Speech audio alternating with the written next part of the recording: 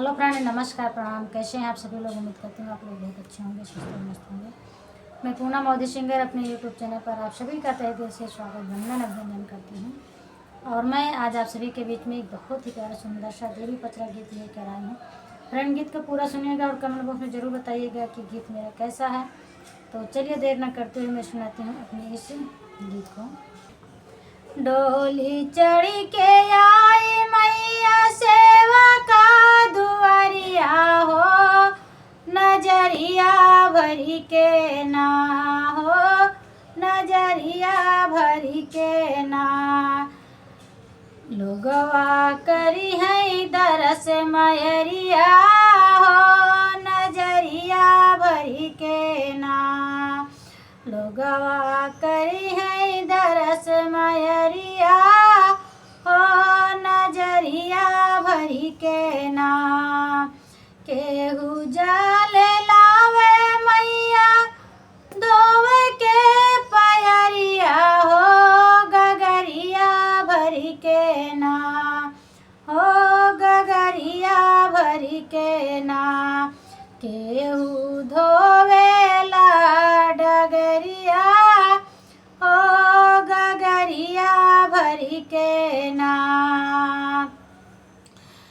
केहू धोवेला डगरिया हो, गगरिया भरी के ना।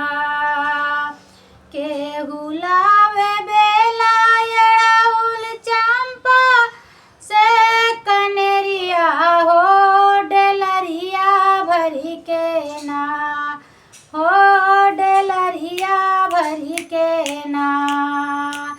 केहू दवना की डरिया हो, डेलरिया भरी के ना। केहू लावे दाना की डरिया हो, डेलरिया भरी के ना। डोली चढ़ी के आई मैया सेवा का दुआरिया हो, नजरिया भरी के ना। लोगन करी है दरस मयरिया हो, नजरिया भरी के ना।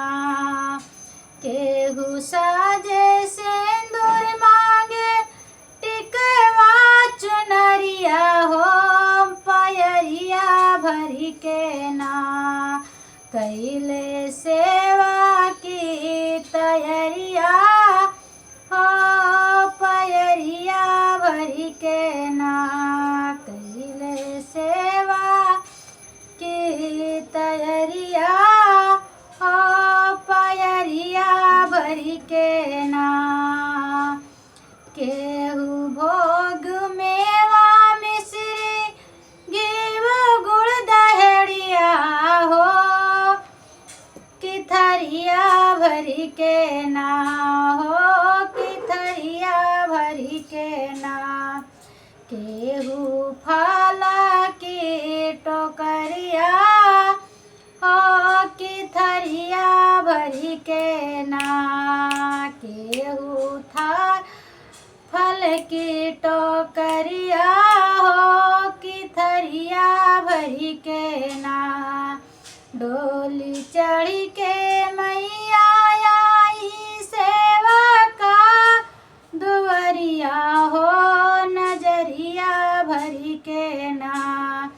लोगवा करी है दरस मयरिया